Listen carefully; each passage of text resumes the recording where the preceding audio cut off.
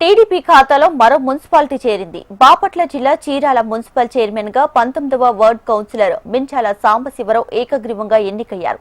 మే 14న అప్పటి YCP chairman శ్రీనివాసరావుపై అవిశ్వాస తీర్మానం నెగ్గడంతో ఎన్నికల సంఘం నోటిఫికేషన్ మేరకు 2 నెలల అనంతరం ఎన్నికను నిర్వహించారు. 4 కౌన్సిలర్లు చైర్మన్ పదవిని ఆశించగా టీడీపీ అధిష్టానం నిర్ణయించిన అభ్యర్థి సీల్డ్ కవర్ ను జిల్లా ఇన్ఛార్జ్ మంత్రి కొలుసు పార్థసారథి బుధవారం మున్సిపల్ పాలక వర్గంలో ప్రవేశపెట్టారు. సభ్యులందరూ సాంబశివరావుని ఏకగ్రీవంగా ఎన్నుకున్నారు. నూతన చైర్మన్ ని అభినందించిన మంత్రి పార్థసారథి సాంబశివరావు నాయకత్వంలో చీరాల అభివృద్ధి చెందాలని ఆకాంక్షించారు. కార్యకర్తలకు అలాగే అధికారులకు అనధికారులకు ఎలక్ట్రానిక్ మీడియా ప్రింట్ మీడియా సోదరులకు అందరికీ నమస్కారాలు. ఇవాళ చీరాల మున్సిపాలిటీలో చైర్మన్ ఎన్నిక జరిగింది.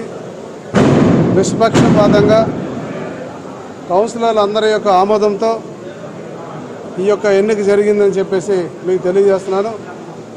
ఈ ఎన్నికలో నేను మా ఎంపీ కృష్ణప్రసాద్ గారు అందరం కూడా ఎక్స్ అఫీషియల్స్గా ఉన్నాం.